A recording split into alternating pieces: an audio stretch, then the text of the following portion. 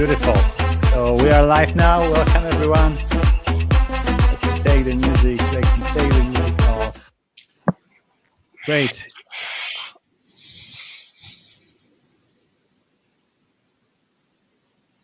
Okay, I had a problem here with double vision. Welcome everyone to our live stream, post triple AI live stream. Let me share my screen before we start, so we can see what we are talking about. Oh, this is so. Is it this one? Should be this one. Beautiful. Beautiful. So today we have Devendra with us. Devendra is a professor at Eindhoven University of Technology, before at Darmstadt, Technische Universität Darmstadt, one of the former supervisors of our guest, I think 2 weeks ago, Matej Zečević. Devendra, how are you today? I'm good, Alex. How are you? I'm great. Thank you. Thank you. Very excited for this live stream. Yeah, same here. So how did you enjoy the workshop? I think the workshop was really, really amazing. I mean, one of the better parts of the conference. As we saw, it was a tightly knit community. That's why I like these sort of workshops rather than a big conference with 10,000 attendees, right? But when you have like around 100 people in a room, and then you can talk to almost all of them who are interested in the same things as you are, with some amazing invited talks, and cherry on the cake, we had Yuda with us, and I think his talk is an eye opener. I mean, the way he kind of incorporated the theme of the workshop in his talk, it was pretty amazing. And even all the contributed talks with all the papers that we received, I think they were pretty interesting. So yeah, for me, one of the best workshops that I have organized and actually have been a part of. Amazing. Let's start then, and let's talk about what we're gonna cover today. So we'll start with the summary and insights from the workshop. Then we will move to the survey that we conducted. So in the beginning of the workshop, we asked a bunch of questions to our participants, and then after the workshop, we asked them again. So that's really, really interesting to see how people change their minds. And then I will have 3 quick announcements for you. And finally, at the end, we'll have a little book giveaway for everyone who is joining us today. Let's start with the summary then. But before we do it, I wanted to one more time emphasize that, the organizers are not only me and Devendra and Matej that some of you saw here 2 weeks ago, but also Lianhui, Amit, and Christian. They were unfortunately unable to join us live during the workshop, but this doesn't mean that they did not do excellent work. And without their work, this workshop would be simply impossible. So I wanted to thank everyone here once again, every one of our colleagues who contributed to this amazing event. And so what we had 9 speakers during the workshop. Some of them we planned a little bit more, but unfortunately, some of them were not able to join us because some people unfortunately got sick and so on. So we ended up with 9 amazing speakers with over 100 participants, and we gave away 2 books at the end of the workshop during the open stage event, which I think was amazing. And we will talk about this in a second a little bit more. So let's start with the summary. We opened. There were 3 of us live at the event. Everyone told a little piece of the story that led us to organizing this workshop, and we also presented a brief history of the topic, of the area, of the sub area of the intersection of causality in large language models that led us to actually organizing this event. And then we started with a big talk by Emre Kıcıman from Microsoft Research. Emre was talking about a paper he co-authored with his colleagues Amit Sharma, among others, called A New Frontier at the Intersection of Causality and LLMs. And I think this talk was very interesting to many participants. So Emre was discussing how large language models can be helpful in causal process. He was not discussing if they are causal, formally speaking, and so on and so on. He was rather focusing on how we can leverage those models within a causal modeling process, causal discovery process, partially causal modeling, and so on and so on. And so many people approached me after this talk, and actually they told me like, wow, this was amazing. I never thought about this from this perspective. So we had a mixture of people during the workshop. We had people from academia, researchers. We had also people from industry. And I think this talk was very eye-opening, especially maybe for people from academia who are often focused on more formal aspects of this topic. Do you have any comments here, Devendra? Yeah. One thing, I mean, of course, you're right that we had we had people from academia and industry, but not just that, we had people from varied backgrounds, right? Not just computer science, but we even had people from like some economists and people from philosophy and all these things.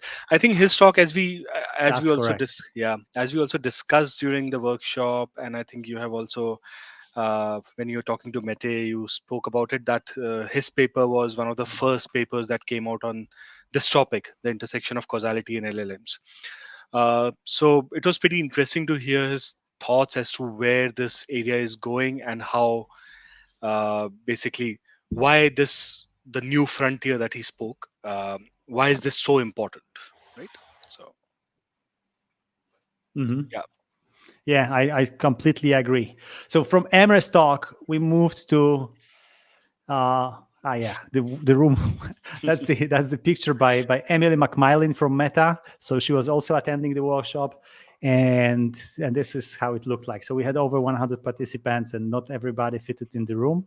But the energy was really, really crazy.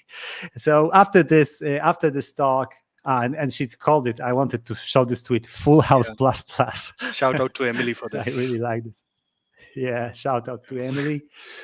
And so from this, we moved to the talk by Judea Pearl, which for many people was the highlight of the workshop. And I think there were so many insights that he shared, and so many people were just like really stunned by the quality of his thinking, the freshness of his perspective, and the way he presented the idea in very simple terms, although he was talking about pretty complex topics sometimes. What are your thoughts about this one? What are your highlights? Yeah, so I think I'll take away two highlights from his talk. I mean, the whole talk was amazing, as you said, but so he had a very nice slide where he asked this question: does large language models have a causal model of the world? So he asked this question, and then he answered it in a very nice way, in a very cheeky way, saying that if we can't, or if they don't, who cares, right? So this was really nice. I mean, he was saying like we can have some sort of behavioral tests. So for example, generalizability, or like if you want to recover from local perturbations, using all these tests, you can actually, even if you don't have a complete causal model, or the LLMs do not have a complete causal model, we don't care about it. I mean, that was pretty interesting. And the second takeaway, which is part of the picture that you're showing here, his slides of 7+1 pillars of causal inference. Initially, if you look at his previous talks, he had this 7 pillars, but he has added this +1 now. Where he spoke about this emergence of meta science and this tricky prompting. And I think this meta science, I mean, I don't want to take credit for it, but this meta SCM concept that we introduced in the causal parrots paper, right? Where we say that, okay, there's another SCM that might learn these correlations of causal facts. Uh, I don't know whether he got it from there, or I mean, it's not a big deal, but I kind of connected it back to that.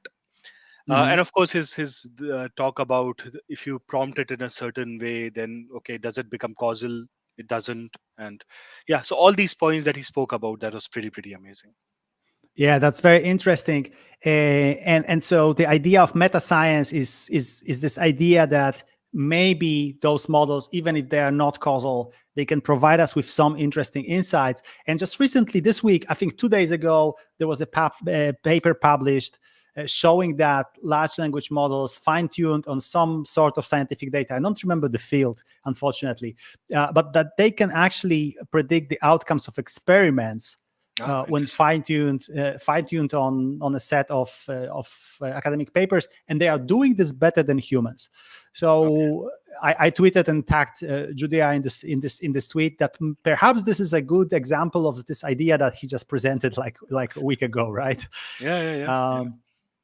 So I'm very curious about how this will evolve and where we will end up. Okay, we need to move forward. I think we could we could devote like 1 hour to discussing the slide or even more. Exactly. Okay, then we had 2 contributed talks about LLMs and causal discovery, different talks, one by Kai-Henrik Kors, and the second one by Aniket Vashishta, who also works with Amit Sharma. And I think, those talks, the fact that we had 2 talks about causal discovery and large language models also shows something. This idea, I think many people thought simultaneously about this idea, right? When, many people started interacting with those models and then saying like, actually, maybe I can learn something from there. I think these 2 talks present something interesting, that this interesting perspective that when we start digging deeper into what those models actually know, what we can learn from them, and so on, and how efficient this is computationally, and also when it comes to other resources like financially, right? If you query, I have this blog post about Jane the Discoverer. It's also like a similar idea. I spent like dozens of dollars on experimentation with GPT-4, because you query this pairwise. Even if you have small network, it's very easy to hit $20, $40, $100, $200. Easy. Very easy. Exactly. So this idea, all of this is something that people are realizing studying those models. And also people think differently. For instance, I enjoyed this talk, because he was talking about constraint-based causal discovery. There are so many different possibilities here. You can start with PC algorithm, right? Or you can start with the model and seed the algorithm. You can reverse this. You can do like combinations of this and so on. You can try to measure uncertainty. And so I think these are very, very interesting directions. After those talks about causal discovery, we had another by Oscar Clivio, and this was a critical review of causal inference benchmarks for large language models. I think this is also a very, very, sometimes I would even say underappreciated topic regarding benchmarks in machine learning in general. We talk often about benchmarks in causality, that this is a challenge. But this is also a challenge for benchmarking large language models, right? What are your thoughts here? Yeah. I think as you correctly said, benchmarking itself is a very difficult topic, right? Because people somehow generally do not agree on the definition of a benchmark itself, and especially when you insert causality in there, then it becomes more tricky. And now you are going for causality as well as large language models, right? So I think Oscar's talk, it gave a very nice overview of these different benchmarks that exist and what is missing in those benchmarks, right? And he very nicely presented about all these things in a way. For me, I think benchmarking, so not just LLMs, but benchmarking and causality in general. The problem with causality is what people, when I talk to people, I say I work on causality, they say nice, but do you have some sort of a real world application? And then I always am like, no, right? There are a few things out there, but when you think, if you leave machine learning out, then you understand that okay, getting causal benchmark should be so easy because things around us, you look at the medical field, you look at say for example astronomy, you look at, I don't know, biomedical bioinformatics, let's say, right? Causality is inherent in there, right? And you look at book of Y from Judea Pearl, he gives so many of these medical examples for causality, but still we don't have that specific benchmark or a test bed to test these models on, so which is a big problem. Yeah, but I think this is a very interesting topic. I have this conversation often also with my clients, like business clients, but also with people in academia. And one thing that I think is interesting and is a little bit like invisible or implicit in this perspective is that, the question about the benchmark for causal models is a question for benchmark for science, right? Exactly. So we get testable implications, but we never get we can never test all the implications. I mean, maybe except for very, very small models, right? Yeah. But any more advanced, any more complex model, you cannot test all implications at once. Usually, that's just not Yes. feasible. Yes. But this is the same. This is the same in science. And sometimes, Yes. I hear people saying, machine learning is better than causal machine learning because we can test it." But there is a certain, there is a certain like a layer of illusion there, right? We are testing something, but actually those tests are not very often, not always, but very often, not answering the questions that we are interested in answering. And I Sure. think this is tricky, but I think it's good that we're talking about this, because Yeah. this gives us a chance to see both machine learning, traditional machine learning, and causal machine learning in more honest light. Exactly, right. So I mean, for this machine learning, that's why we have reduced ourselves to like measuring these metrics, for example, causality, accuracy, F1 scores, and other things that have come out, separate other things in computer vision, right? And in NLP they have something else. uh, in causality, another problem that I see is that why this topic is important is that most of the times you do not even know the ground truth causal graph, right? Because they're so complex. And then there are of course these confounders in there. You have these noise variables that we are not aware about. So getting this true causal graph itself is a problem. So that's why I think this benchmarking is a really, really important topic that people should look at more, especially within causality. Mm-hmm. Yeah. Yeah, I agree. I think benchmarking is very, very important, and this is something.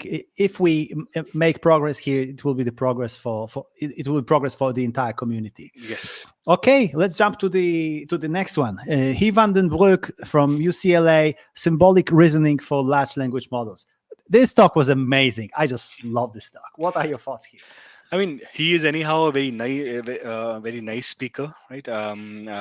But two things that I took away from his talk again. Uh, First question that he asked was, "Can large language models perform logical reasoning?" Right. So, which is a very, very genuine question. We humans, we do perform logical reasoning, right? So we say that if A causes B and B causes C, then A should cause C by transitivity, right? So in some, I mean, you can put that in any real world scenario. It might be true.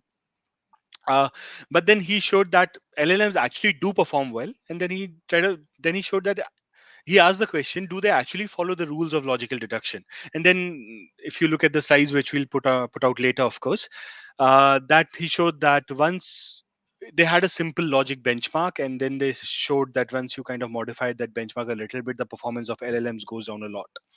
But if you just have that benchmark, the LLM is giving you like 100%, almost 100% accuracy, right? But the major part of his talk, which he also had Yeah. this mind blown, which actually my mind was also blown, is the theorem that they propose in their paper, showing that actually there exists transformer parameters that can compute the ground truth reasoning function. So he's saying that it is possible to calculate or to get the parameters accurately so that you can perform this pure reasoning, which was amazing, right? It was just, yeah. My Yeah, mind was which means blown. that we can Yes. set the weights. Exactly. Yeah, so he's what he said, that we can set the weights of the transformer architecture, so Yes. they actually have the data, they mirror the data generating process. Yes. But now what Exactly. happens, and then this is, I think, mind blowing. Hmm. If you start with those weights with with the exact solution, and you start fine tuning the model Yeah. on the data, on the empirical like data, kind of regular Yes. training data, the Yes. model will unlearn the correct solution and will learn a shortcut. Exactly. Exactly. Poof. That was just amazing. Yeah. Proven. Yeah. It's Yeah. proven in the paper. It's this. Exactly. I think this is like a very, very powerful result. Yes, yes. And anyhow, in machine learning now, there's a lot of focus on Yeah. the shortcut learning, right? So this result for causality for LLMs, I mean, taking into that realm, especially causal realm, can be amazing because recently, I mean, there have been works on finding the adequate, I mean, the adequate causal graph, because if you have, say, thousands of nodes in a causal graph, sometimes not all are required based on the query that you want to answer. So what is that specific causal graph that is required? Can you find that out, right? The necessary and the sufficient causal graph. So I mean, this idea can actually be adopted towards something like that. Yeah. Yeah, that's very, very interesting. Okay, let's jump to the next talk. Alessandro Palmarini, comparing humans GPT-4 and GPT-4V on abstraction and reasoning tasks. Yeah, again, Your thoughts here, Devendra. Yeah. So again, I mean, so for people there, this is also co-authored by Melanie Mitchell. You might have, if you're interested in AI, you would have seen her book. So again, very, very interesting results showing that GPT-4 actually fails on abstraction and reasoning tasks. So they have this ARC benchmark, and if I remember correctly, they were just GPT was just showing like 25% accuracy or so. I mean, humans are not also very great, but at least better than GPT-4 and GPT-4V. And if I remember Alessandro saying that they try to fine tune GPT-4 and GPT-4V a lot. I mean, fine tune in the sense in terms of prompting, but they were not able to increase the results by a lot. So this can be actually serve as one of the benchmarks, right? If we like modify it in a nice causal way, it can be a very nice benchmark that we were talking about. Yeah, I agree. I think that's a great work, co-work with Professor Melanie Mitchell, and also somehow related to the work that François Chollet is doing on his ARC tasks, right? Yeah, exactly. And finally, we have Andrew Lampinen talking about his passive, about learning active causal strategies from passive data. Yes. I needed to think about it for a second before saying this. Yeah. So I think this is a very, very important paper where Andrew shows something that is not always obvious in the context of causality. In the context of causality, we often talk about observational data and interventional data and so on and so on. And here he says, hey, but large language models, when we are training them, they are trained on data that is passive in the sense, there are no ongoing experiments, but there are outcomes of the experiments with procedures described and so on and so on. And so in this sense, this data is interventional. And he shows that a model under certain conditions that we won't have time to discuss here, but a language model can learn actually to generalize causal strategies, looking at passive data that is describing some interventional strategies.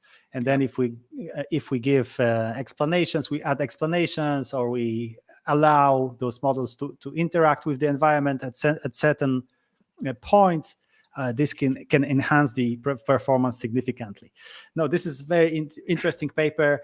I think there are two main insights from this paper that I had from the talk and reading the paper as well. So the first one is that we can actually generalize, at least in simple cases, if certain criteria are met. And the second one, which is maybe not explicitly mentioned in the paper, is that we cannot do it with the current training regimes and current data sets. Yeah. So I think both ideas here are very important. And I think this paper is also related, at least conceptually, to another paper from Google DeepMind that was published recently about agents learning causal models by learning optimal or suboptimal policies in a sufficiently large set of environments. So I think these ideas are somehow similar, and I think these are very, very.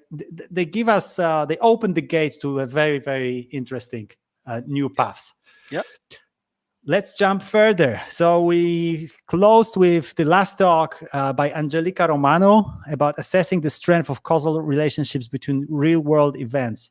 Also benchmark-related talk. Yes, exactly. But this time, benchmarks from natural language narratives, right? So this was not a data set that was produced artificially. It's pure real natural world language.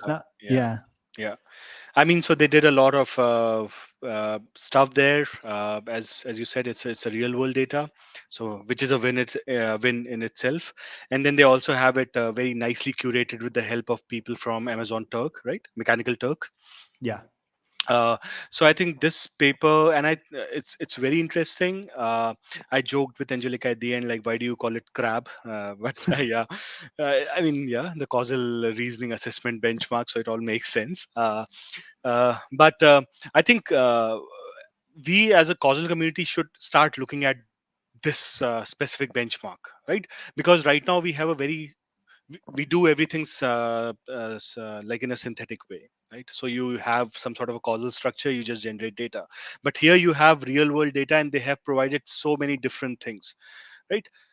In that data, and everything is curated, so it's a very nice clean benchmark. Yeah. So I would request anyone who's watching and who's working on these problems to just check out this work. And even in our next papers, we are planning to use this benchmark. So yeah, it's a very nice paper. It's a very easy read, but very, very important. Great, great. Yeah. I completely agree. That's very interesting and important work. Okay, and we finished with the open stage and book giveaway. And I really love this part. Open stage means that we invited our participants to the stage so they can share their thoughts and their ideas. And there were a couple of very, very interesting ideas presented by the participants. So, for instance,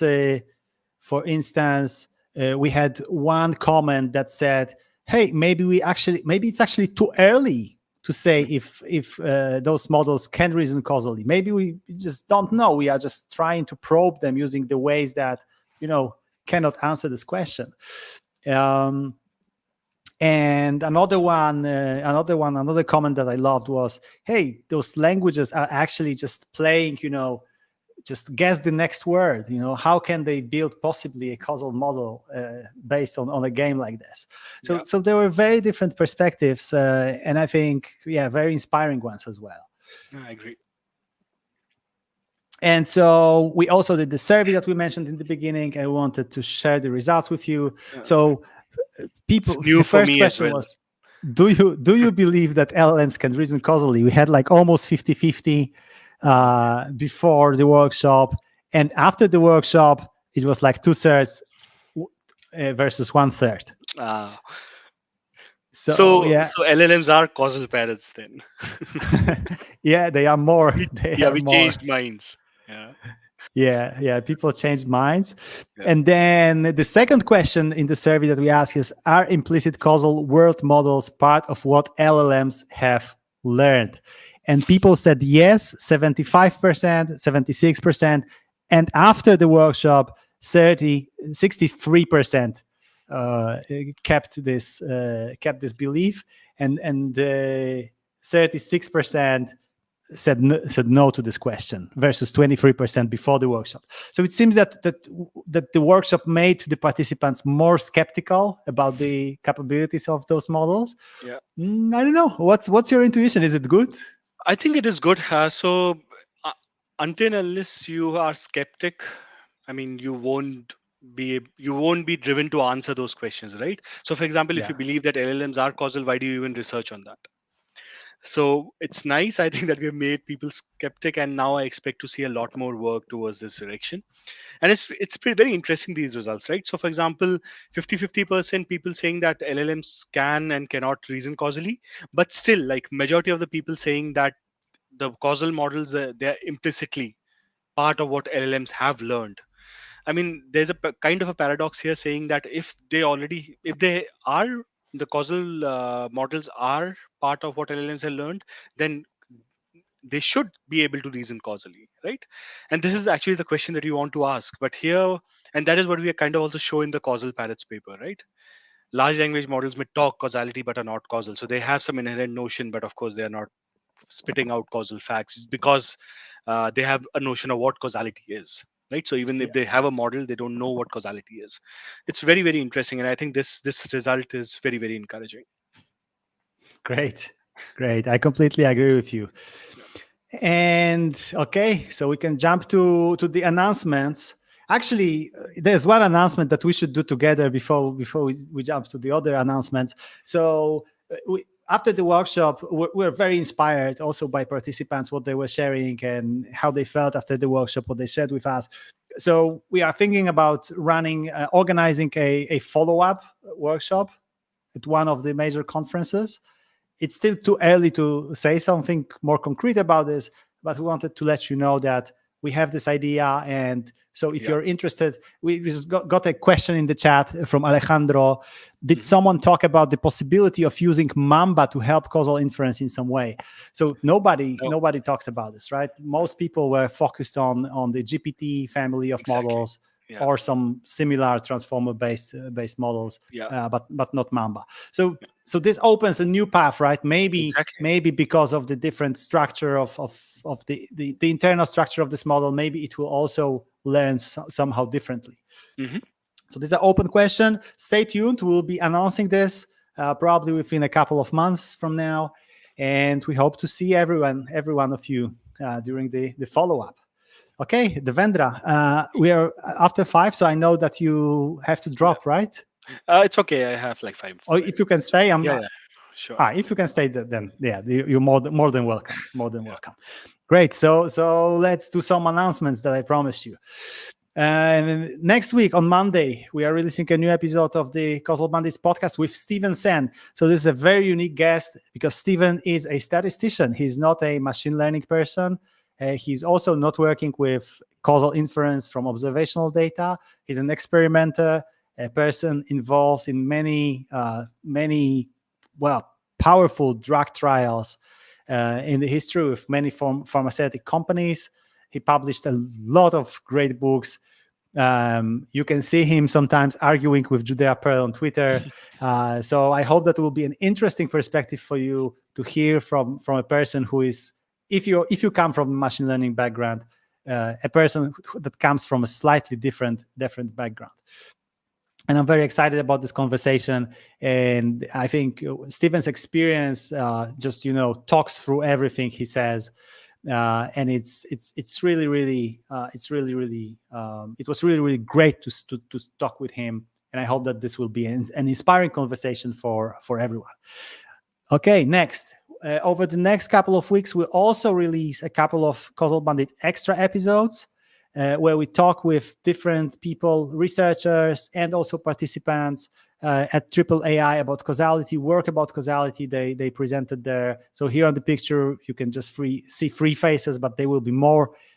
So you can see Andrew Lampinen from Google DeepMind, Scott Muller from UCLA, who works with Judea Pearl on counterfactual reasoning and individual attribution effects. And you can see also Emily McMillan from Meta, who was presenting her work there. So stay tuned for those extra episodes. Starting probably next week, we'll start releasing them. They will be short, condensed episodes, just to give you a glimpse, a feeling, how it was at the conference and what was happening there when it comes to causality. And finally, I want to share my excitement with you because my book has just been translated to Spanish. Wow. The Spanish version is called Inferencia y Cubrimiento Causal in Python, and will be released on April 25 in Spain and Latin America. I'm super excited about this, and cannot wait to see the the print copy and read about causality in Spanish. Congrats, Alex. Thank you so much. That's super exciting news, and hopefully that will also give a chance to Hispanohablantes, Spanish speakers around the world, to discover more about those topics. We need a diverse community to address those challenging problems here. So I hope that this will be a small step, towards opening those ideas to more people. First of the many translations, I hope. Yeah, hopefully. Yes, I hope as well.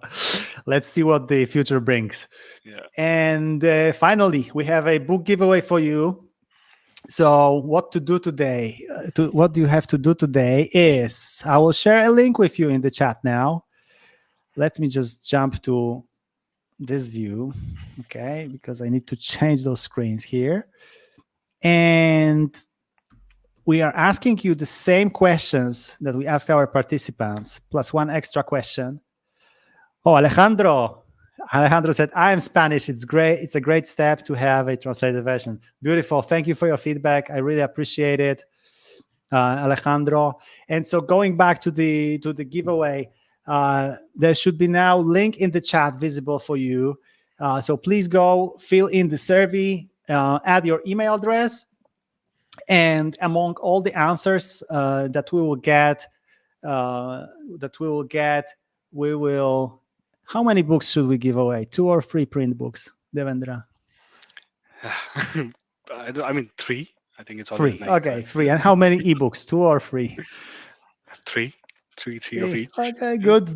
That's a good answer. So so we have 3 print books and 3 ebooks for people who answer the survey.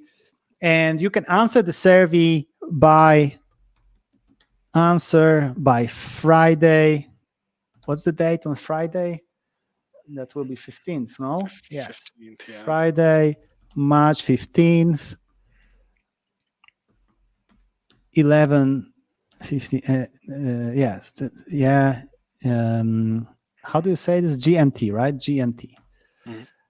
So for people who are watching who are not able to join us live, you can also fill in the survey and do it by Friday, March 15th.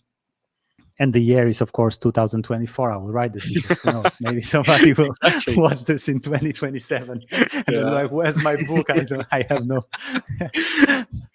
Yeah. So beautiful. So this is everything we had for you today. Hope you enjoyed it. And we hope to see you next time. And in the meanwhile, please, you cannot clap here. I forgot. It's not Zoom, so you cannot clap for Devendra. Devendra, so thank you so much for joining us today and sharing your thoughts. I really appreciate it. I'm sure that the community also appreciates it. And hope to see you next time in Causal Bandits in the Causal Bandits podcast. We can maybe do a full episode. Sure. One day. Thanks for the invitation, Alex. And thank you. Hopefully see you again. See you. Yeah. Bye.